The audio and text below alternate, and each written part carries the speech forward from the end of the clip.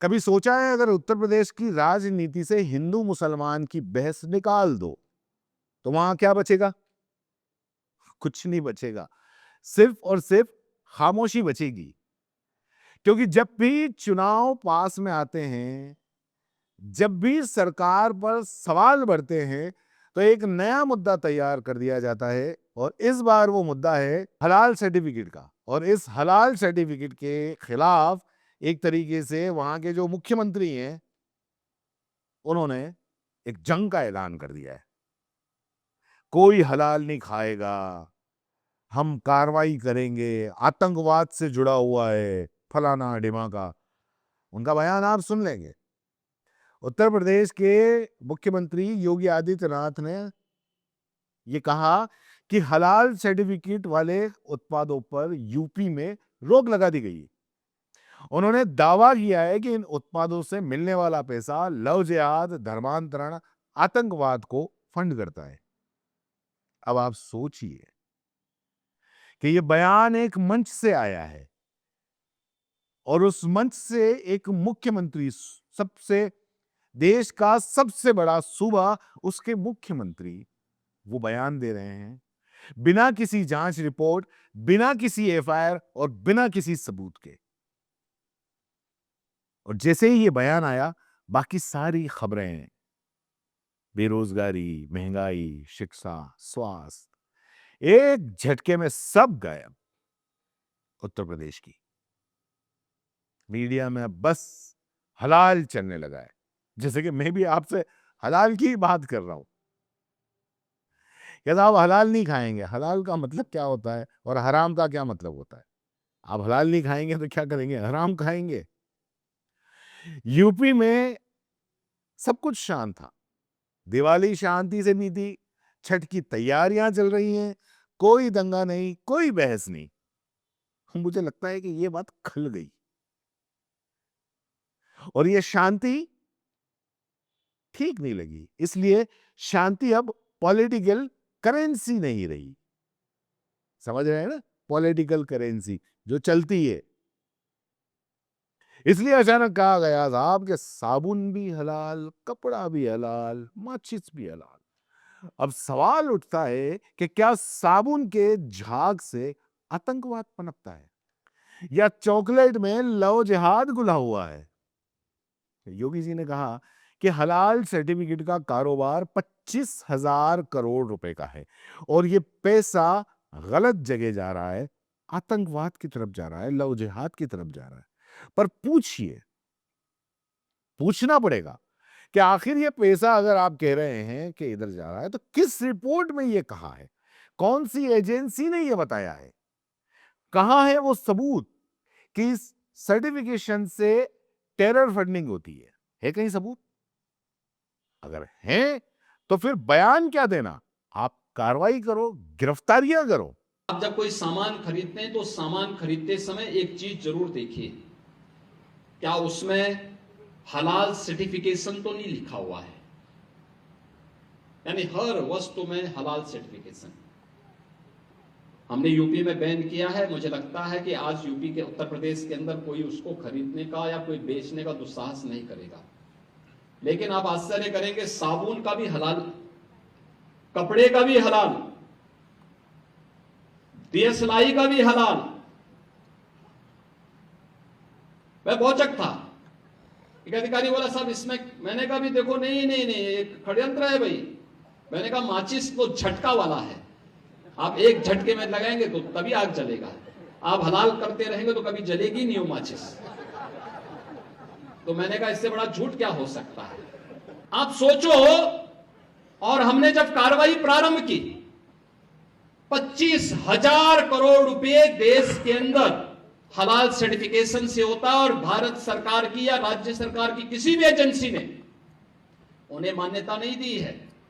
इस सारा का सारा पैसा आतंकवाद के लिए, लव जिहाद के लिए और धर्मांतरण में दुरुपयोग होता है और इसीलिए उत्तर प्रदेश ने इसके खिलाफ बड़ी कार्रवाई प्रारंभ की है। लेकिन न तो ऐसा कोई सबूत है, न कोई जांच रिपोर्ट है। आप सीधे सीधे बस बयान देना है और उस बयान से राजनीतिक फायदा लेना है। क्योंकि राजनीति में आरोप लगाना आसान होता है, किसी पे भी कुछ भी आरोप लगा सकते हो, लेकिन अदालत में साबित करना मुश्किल हो जाता है। और अगर ये वाकई इतना बड़ा नेटवर्क है तो केस दर्ज कीजिए, जांच कराइए, सजा दिलाइए, भाषणबाजी मत कीजिए। लेकिन मंच से बच बोल देना यह राजनीति है, सबूत नहीं। अब बात साफ कर दें कि हलाल सर्टिफिकेट कोई धार्मिक पर्चा नहीं है, बल्कि एक फूड सेफ्टी लेवल जैसा होता है। यह सिर्फ यह बताता है कि उत्पाद इस्लामिक खान पान के नियमों के मुताबिक बना है, यानी उसमें न शराब, न सूअर की चर्बी और न कोई ऐसी चीज जो इस्लाम में हराम मानी जाती है वो मिली हुई है। बस इतना है। न इसमें कोई धमाका, न कोई आतंकी मैन्युअल। और ये सर्टिफिकेट सरकार नहीं, कुछ निजी इस्लामिक संगठन जारी करते हैं, जैसे कि FSSAI देता है ना, फूड सेफ्टी का, फूड सेफ है उसका टैग, वैसे ही देते हैं ये हलाल का टैग। लेकिन मुद्दा सर्टिफिकेट का नहीं है, मुद्दा है सियासी सर्टिफिकेशन का, क्योंकि हलाल मुसलमान से जुड़ा हुआ है और योगी जी कोई भी कार्रवाई करते हैं उसी पे करते हैं जो मुसलमानों से जुड़ी हुई हो। बुलडोजर चलेगा तो मुसलमानों के घरों पे चलेगा, मुसलमानों की दुकानों पे चलेगा। अगर पत्थर फेंकते हुए मुसलमान दिखे तो बुलडोजर चलेगा, और कोई धर्म के हुए तो वो बुलडोजर खामोश हो जाएगा। आपने कभी सुना कि यहां बुलडोजर चला? नहीं चला। तो इसलिए मुद्दा सियासी सर्टिफिकेशन का है। जो बोले हिंदू खतरे में है वो देशभक्त, जो बोले महंगाई बेरोजगारी पर बात करो वो एंटी नेशनल। और अब नया पैटर्न, पहले बयान दो, फिर समाज बांटो, और जब लोग भिड़ जाए तो कह दो ये सब धर्म के लिए है। ऑल इंडिया मुस्लिम जमात मौलाना शाहबुद्दीन रिजवी बरेलवी तक बोले कि हलाल सर्टिफिकेशन का इस्तेमाल मजहब की आड़ में पैसा कमाने के लिए हो रहा है, ये उन्होंने कहा। मगर इसे आतंकवाद से जोड़ना गलत है। यानी कट्टर और उदार दोनों पक्षों ने योगी जी के तर्क में छेद निकाल दिए। हलाल सर्टिफिकेट का मुद्दा हमेशा छाया रहा है और अब मुख्यमंत्री योगी आदित्यनाथ जी की तकरीर के बाद में एक नए सिरे से शुरुआत हो गई। मैं शरीयत की रोशनी में बताऊं कि जो हलाल सर्टिफिकेट दिया जाता है इसकी कोई हैसियत नहीं है। हलाल के लिए जो शरीयत ने शर्तें रखी हैं बस वही सही है, दुरुस्त है, और उसी के जरिए हलाल हो सकता है। और ये कागज के टुकड़े से और किसी के सर्टिफिकेट दे देने से कोई चीज हलाल नहीं हो सकती।